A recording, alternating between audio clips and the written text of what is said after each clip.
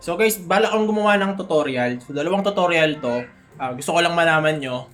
Saka paalam na narinig ko kayo, syempre.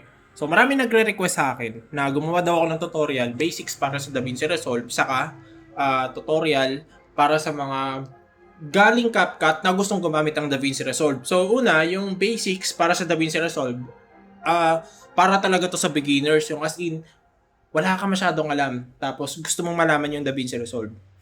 Pagdating naman doon sa isa pang tutorial na gagawin ko, ito yung from CapCut papuntang DaVinci Resolve. So, hindi na tayo punta sa parang may pagka-beginner dito. Medyo advanced na.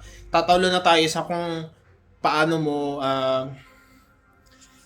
gagawin yung text behind the subject, paano maglagay ng text, yung mga effects, yung medyo advanced na. So, focus lang tayo sa ano yung ginagawa mo sa CapCut, paano mo gagawin sa DaVinci Resolve.